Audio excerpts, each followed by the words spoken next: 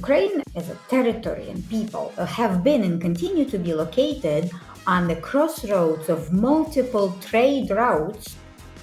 We're very entrepreneurial, very adaptive, and it's no wonder because Ukraine is a frontier culture. We do not like to not know things. We do not like to not control things. Hi, I'm Dmytro Shvets, your host at the Start Global Insights, where I interview experts from different countries about local business secrets and international expansion experience. Today we are starting our mini-series about Ukrainian business culture with Maryna Starodubska, a cross-cultural interaction consultant and Kyiv-Mogila Business School adjunct professor with over 20 years of experience in employees relations, cross-cultural interaction, reputation management, and crisis communication. Hi, Maryna, and welcome to the show. Hi, thanks for having me. Maryna, since the Russian invasion to Ukraine, there is a huge interest toward this nation, but the information available is mostly about the war and the current situation on the battlefield. And in my consulting experience and talking to foreign companies that are willing now to see what is going on inside of Ukraine in terms of business, and they need some more information about Ukrainians, just to reveal the real identity and understand them more. Could you help us with that? And I know that in your book, Understanding Ukrainians' Cross-Cultural Dimension, you wrote about that quite a lot. Yeah. So just imagine the situation. The foreigner comes to you and asks you, how would you describe Ukrainians? Well, if you were to take Ukrainians as partners in a business, then there are the following 5 considerations come to mind. First of all, we're highly distrustful. It takes us time to forge trust. Without trust, the cooperation is not going to go anywhere. Second, Ukrainians are entrepreneurial, but our entrepreneurship is needs-based, not opportunity-based. We're going to talk about that a little later. Third, we have super high power distance and super high uncertainty avoidance, which means we prefer control to waiting, and we prefer acting to planning. Fourth is we are particular, not universalist in our business dealings, which means we build business on relationships. So relationship first, contract second, not vice versa. The final 5th dimension is we mix business and personal. Personal loyalty is paramount. Without personal loyalty, the partnership is not going to be considered successful or will not go as deep and as long as, your vis-a-vis might want to.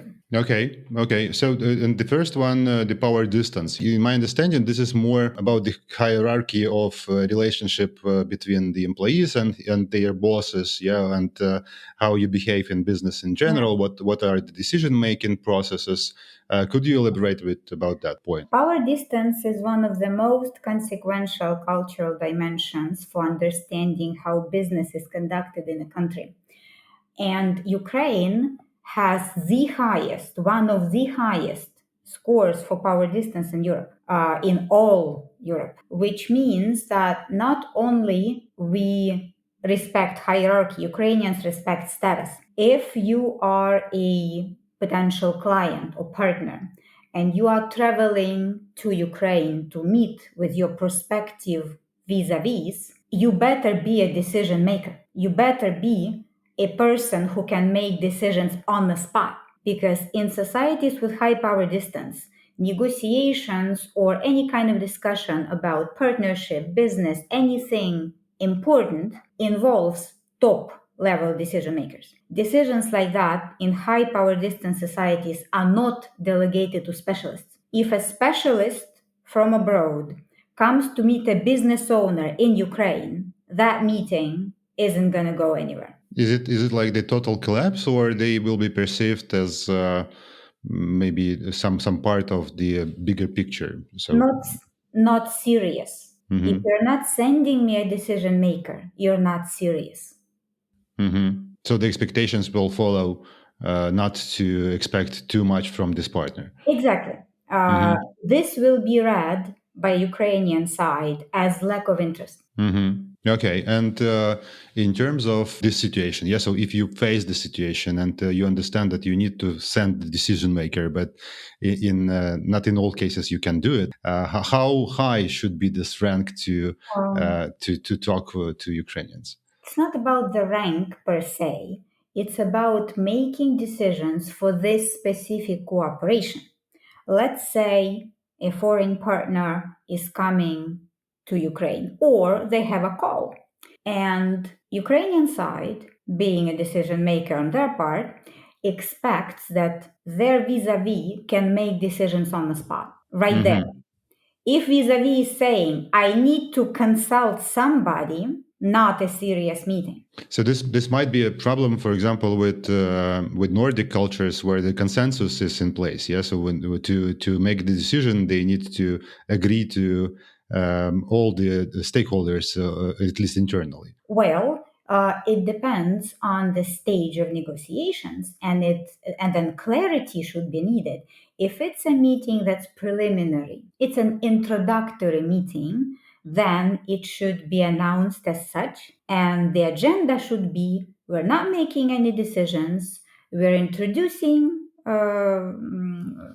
each other to one another, and we're just getting to know who's who does what, and then both sides are going to be on the same page as to what's happening, but still, there must be people who are authorized to decide on where the partnership goes. For example, if on the Ukrainian side there's a business owner, there should be at least a director of something from the other side, be it a project, be it a business cluster, be it a regional office, but equal or parity level rank, so that that person understands that, okay, I can level with this person and that person's word has weight. So, could that be then the advice to at least Western culture that has this consensus approach to decision making to discuss potential outcomes or scenarios beforehand, before going to these type of meetings, not to. Absolutely. Yes. And so that would help them to decide. As far as I understand, this power distance is kind of a heritage of history, yeah, like how the nations were formed and what influenced this behavior. Do we have in Europe, in Western Europe or Eastern Europe, do we have countries similar in this dimension to Ukraine? Of course, Moldova has exactly the same power distance. Greece has higher power distance. Portugal has higher power distance. So we're not unique that way. There are several European countries which have comparable power distance, but they have other cultural dimensions manifesting differently. And also, another cultural dimension that we mentioned is uncertainty avoidance, because uncertainty avoidance is usually, when it's high, power distance is usually also high in a country.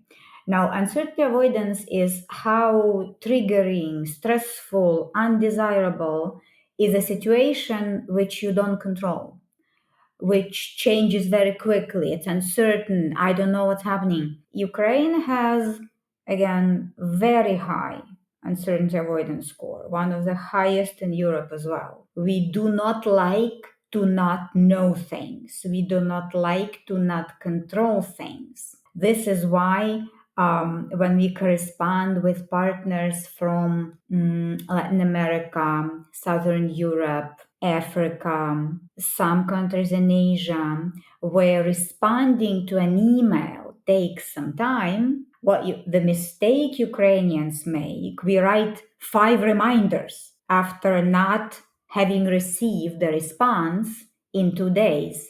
And that's a big no-no. So this is not about the disrespect. This is about this feature of uncertainty avoidance, or the situation that we don't like to be uncertain about something. Yes. So then when we do not receive the answer, then we think over some bad stuff, or the worst situation that can be, that nobody has seen this email, or they do not want to cooperate with us, and that's why we're doing. Well, partially. The bigger background of this cultural dimension is that Ukraine has never had well functioning institutions. Throughout our history, and it goes way before the Soviet Union, our institutions, I mean, law, government, parliament, courts, I'm talking about this kind of institutions, they were either imperial or punitive or hostile or temporary or ineffective or all five. Which means if you're a citizen, you're basically on your own. If the institution is dysfunctional, it means if you don't have contacts in that institution, if you don't have leverage that you can use to make the institution work for you, you're on your own. And that produces a very distrustful society. One of the features of Ukrainians that I mentioned at the beginning of our conversation. So when you don't control what's happening around you, it's no wonder that you want to try to at least have some clarity. And for that reason, you rely on relationships, because if an institution cannot protect you officially, relationship with reliable people definitely can. So that's why we have this power distance, the trust to someone in power that can decide something and give you clarity, and to some extent takes the responsibility for the outcome. Does it influence the ability of Ukrainians without this high rank take the responsibility on themselves to fulfill some tasks or deliver contracts or their obligations? Interestingly, we're very entrepreneurial, very adaptive, and it's no wonder, because Ukraine is a frontier culture. Ukraine as a place, as a territory and people have been and continue to be located on the crossroads of multiple trade routes, north-south, east-west, vice versa. Ukraine's territory has been contested throughout its history by many, many other countries, sometimes several at the same time. So you cannot not be adaptive with that kind of heritage. Having said that, Stanford University published a very interesting research on the origin of entrepreneurship. And there are two origins of entrepreneurship: needs and opportunities. Now, Ukrainian entrepreneurship is needs-based. We are adaptive because we have no other choice. We're forced to be adaptive. Yes, institutions never been functional. Environment is hostile. Somebody wants to colonize you or anyhow otherwise encroach on your freedom and territory and sovereignty. All the time. Yeah. Or when you have circumstances which you cannot control, like we have a war right now, right? A lot of circumstances we have to deal with. And then you start to enterprise, innovate, think on your feet, how to deal with that. But the interesting thing about that kind of entrepreneurship is it booms during crises and it declines when everything is okay. This is what I mean when I say needs-based. So we are very adaptive and strong need imposes itself. But when everything seems to be okay, the situation is different then. So just coming back to responsibility, yes, that doesn't mean that we are not responsible. Ukrainians are not responsible. They are responsible, but in certain circumstances. And this situation, how does it reveal itself in business? When for example, if you have project with Ukrainian and there is a need to finish this project, or there is a deadline, or some kind of semi-crisis situation, then you can be more calm that Ukrainians will do that, because this stress will give them additional energy to fulfill the task. It depends on the sector. If you're working with business, most Ukrainian companies, especially those who have already had experience with foreign markets, they're quite deadline oriented. Goals, deadlines, that is something we understand very well. Remember, uncertainty avoidance, we like deadlines. However, when you're working with public sector, government, it's entirely another story, because there are legislative aspects, there are bureaucratic aspects, there are many internal kind of influence and power balance aspects. So in that kind of case, if you're working with the government institution, agency, organization, the paramount thing to have is your project sponsor inside that institution. Somebody who is invested and interested in seeing your cooperation through, because that's the person who's going to work on the bureaucratic hurdles and organize people inside the institution. Without that person, the project has no chance. I always see that difference in long-term thinking. Yeah, that when I work with Western European companies or Northern European companies, they have like strategies till 2050. And in Ukraine, people are more tend to think short term because of the uncertainty and because of the crisis situation all the time and all this unstable situation over the hundreds of years. They have this short vision. Does it influence? So all that we said, how does it influence this point of Ukrainian planning? And you should, as a foreigner, be prepared. Yeah, that the companies are this short-sighted, so to say. And is it changing now in current situation to some more long-term distance? Well, you're right to say that Ukrainians are short-term oriented. Sociology shows that in the current war after the invasion, 49% of Ukrainians do not plan their life at all, which is understandable given the circumstances. But if you look at sociology before the invasion and even before the war, 45% of Ukrainians never planned their life. So the war, as the most difficult crisis there can ever be in a society, contributed only 4% to this behavior. So we are short-term oriented because we never had the luxury of stability, which Northern and Western Europe had, which means institutions run in the same way. Laws are enforced in a similar manner, regardless of who the president is, things like that. So strategic thinking is a growth area for us as a country and for business people and entrepreneurs. So a good thing, if you're a foreign partner, a good thing to consider is nobody in Ukraine can plan for long term now. It's obvious why. So work on breaking your long-term proposal into visible stages in which your Ukrainian partners can deliver. I'm not saying don't strategize, do, but break your strategy down into shorter periods with specific deliverables, with specific deadlines. So basically make a chain of project stages. This is going to help both sides because it's going to be visible time-wise for the Ukrainian side, and it will be measurable and logical to the foreign side. So we're going to reconcile short-term orientation and longer-term orientation.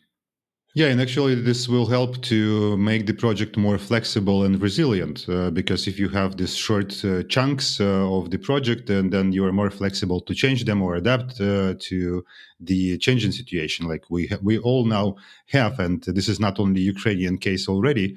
In the view of the military conflicts in and war actually in Iran and the military operation in Venezuela and all these influences on the global trade and all the countries actually in the world, and we are now all interconnected. So this will help to be to learn from Ukrainians about the resilience that they have been forced to be in within hundreds of years.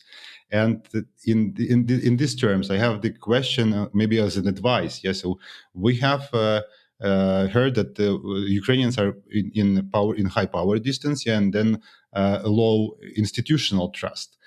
Does this institutional low trust like goes on the trust to people, yeah, or to partners? How this case looks in this direction? In a society where people distrust institutions, only the closest circle of family and friends will be trusted on a personal level. The reason our partners from Netherlands, Norway, Finland, Sweden, Denmark, Estonia are more trustful is because these are the countries with rather high institutional trust. In practical terms, it means if my fellow citizen harms me in any way, there is a procedure that's going to help me get justice and protection, and there's an institution to ensure that that happens. If I know that the court is going to rule according to the law, not according to cronyism, I'm not afraid to enterprise. I'm not afraid to trust. Because if my vis-a-vis defrauds me, there's a court to help me. Now, in a society like ours, the courts enjoy the trust of less than 25% of people. Civil servants, as a category of professionals, enjoy the trust of less than 15% of Ukrainians. Almost no trust. Yes. In a society like that, I'm going to trust, first of all, I'm going to trust only person to person, which means if I'm dealing with my foreign vis-a-vis, I trust the specific person who spoke with me, not the company they represent. Not the institution that. Yes. This is why the decision maker. This is why for Ukrainians, it's very important at the beginning of partnership to have enough personal meetings to get to that point where the trust is formed and there's comfort in cooperation, that Ukrainian side is not apprehensive that the other side is going to defraud it or is going to take advantage. And it takes us time to form that trust, and it takes personal relations to form that trust. Now, that can be a challenge to vis-a-vis from cultures which are called neutral, where emotional resonance is not an expected part of business dealings, like Austria, Germany, Netherlands, again, Norway, Finland, Sweden. And this is something to kind of consider, that all this talk and all these personal questions, it's a trust building mechanism. It's insurance against being taken advantage of. So this is not like just small talk before the communication. This is the tool to understand if I can trust this person or not. It's more than that. Ukrainians despise small talk. We don't understand it. We believe that small talk is a waste of time because it's insincere. I will be honest, before I went to live and study in the United States, earlier in my youth, I couldn't wrap my head around what small talk is. Having lived in a country that invented small talk, I understand now what that means, but it's a fundamentally American slash Canadian slash British phenomenon. Eastern Europe does not have small talk. Eastern Europe has big talk, which means if you ask a Ukrainian how they are, stand there for 15 minutes and listen since you ask. That's for sure. I just recently had a conversation about the joint project with Swedish partners, and they wanted to spend like 5 minutes on check-in of all the participants in the meeting, and then they asked me about my cases and how am I, and they were forced to listen to 15 minutes about my projects and my feelings and the missiles attacks that we had last night. Yeah, that's totally true. Maryna, coming back to this like advice to foreigners, does it mean that you need to build trust first and then do business? And what does it take to build trust? There is this also big stereotype of vodka diplomacy. Yeah? So you just need to drink a lot of alcohol with Ukrainians. Are there any other ways to build trust with this nation? Well, first of all, there's a big generational shift. Vodka diplomacy is still there for older generations, even older than me. I'm 45. So, all the generations older than me, that sometimes still is the thing. But if we dissect vodka diplomacy and take vodka out of it, the pattern we're going to have is shared out of work experience. Indeed, Ukrainians, we build business relations on the principle relations first, contract second. And if we take our allies and our partners from Nordic Europe, Netherlands, Germany, Austria, UK, US, Canada, Australia, these are cultures, contract first, relationship second. So if you're from this kind of culture, just reverse the process in your head. Reverse it. Because in Ukraine, a contract is a culmination of trust. In Netherlands, for example, a contract is a beginning of trust building process and a framework for it.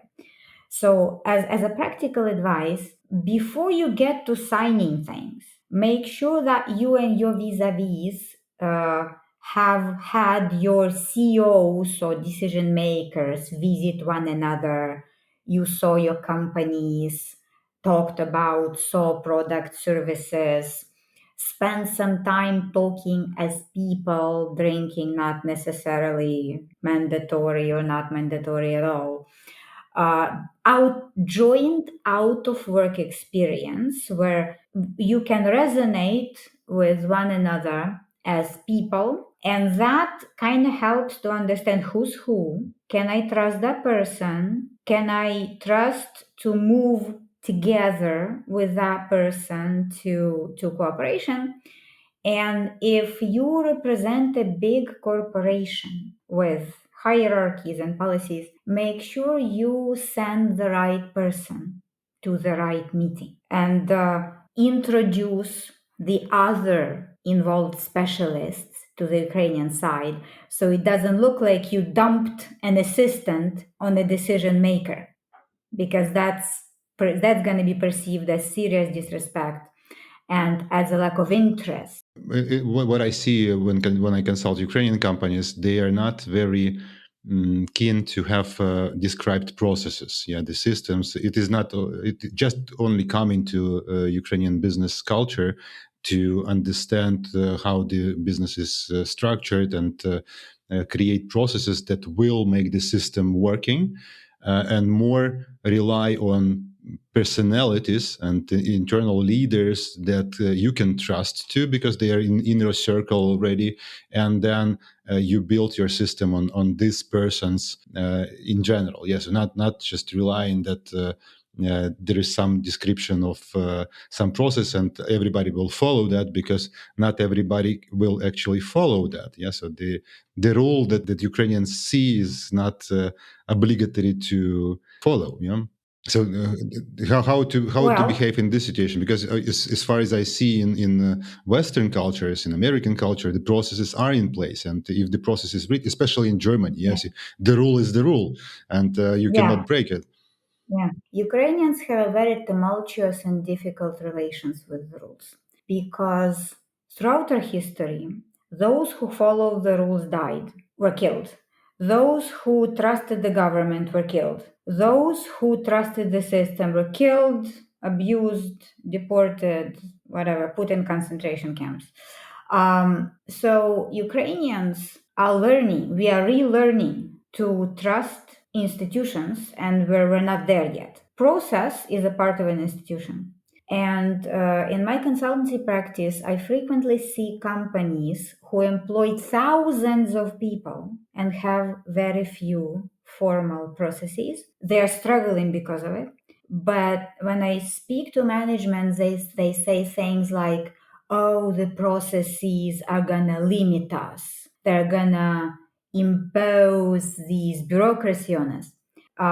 It's our growth point, and it's important for our companies, entrepreneurs, to gradually evolve into a mindset that a good, effective process is a boost, not a hindrance. It's help, it's efficiency. Moreover, we consider cultures which are process oriented, we consider them bureaucratic, quote unquote, slow, again, quote unquote. And that is also our growth point, because if you work in a mature market, running like a headless chicken, because you want things done quicker, is not going to give you any benefits, because in a mature market, the running phase has long passed. In a mature market, you need to be precise in terms of targeting your consumer segment, in terms of supplying your distributor with a strategy that makes sense to them. Yeah, I see that in many cases when Ukrainian companies are starting to export and they start to cooperate with European and US, Canadian businesses, they transform. They leave Ukraine and they start doing that, and then they come back already different, transformed to better state, and with certifications, with processes, with structures, with strategic thinking. So this international expansion path of Ukrainian businesses is really influencing them to change for good. So that's the practical side of this journey. I think that we covered all top characteristics of Ukrainians, yeah, as we mentioned at the beginning. I just wanted to make one little comment. It's very tempting, and I hear it very often in my client circles, in my student circles. Well, people describe cooperating with foreign partners in terms of good, bad, better, worse, things like that. And I just want to say that this is not helpful optic. Nobody is better or worse than somebody else when we're talking about multicultural cooperation. It's about understanding the peculiarities. Ukrainians are not bad because they're distrustful, and somebody else is not good because they're trustful. It's a feature.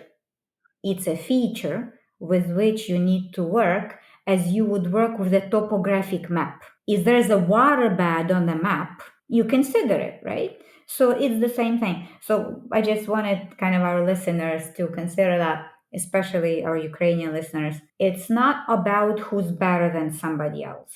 It's about how you reconcile your peculiarities with your partner's peculiarities and work together productively. Yeah, knowing data, you can plan. Yeah, without knowing and understanding how things are, you cannot build your plan, and again, not to be certain and long-term thinking. Yeah. What about just get an idea to make some small experiment? I will repeat like just to summarize. Yeah, what we have told.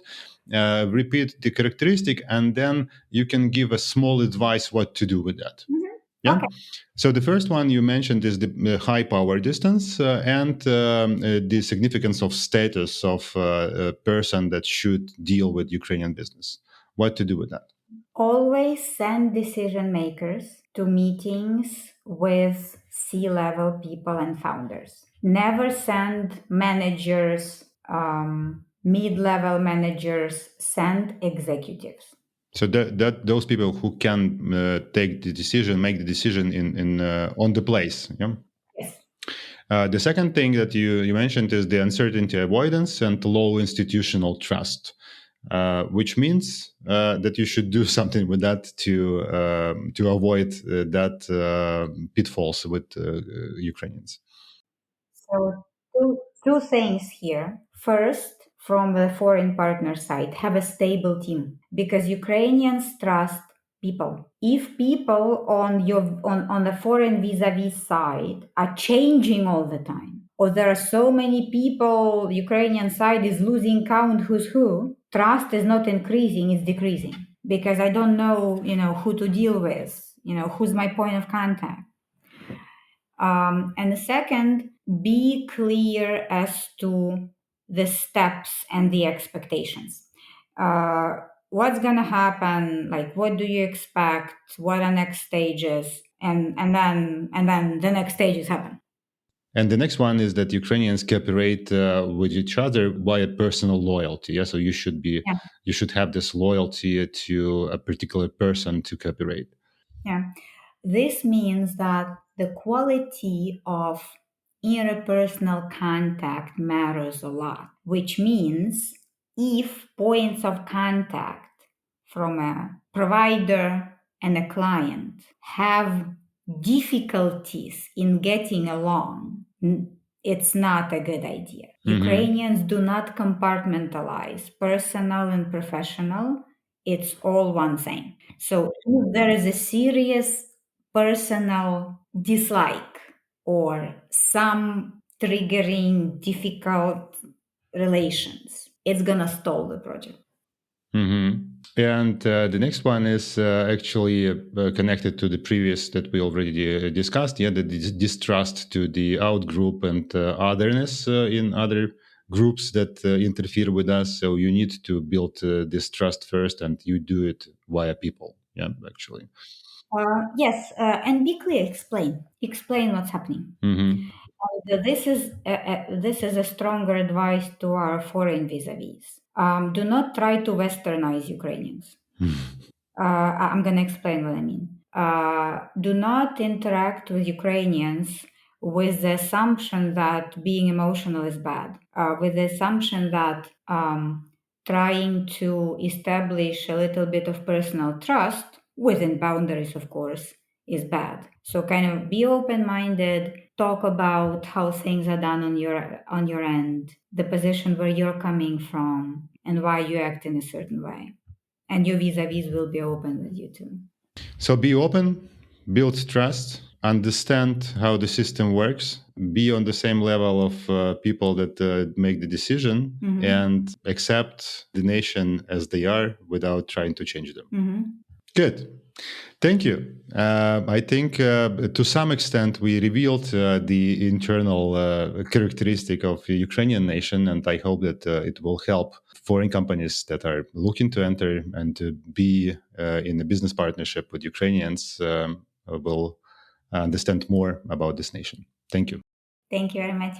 Special thanks to all listeners who made it so far. And if you'd like this episode and you would like to get more insights on international expansion, please subscribe to the podcast so you don't miss the next episode.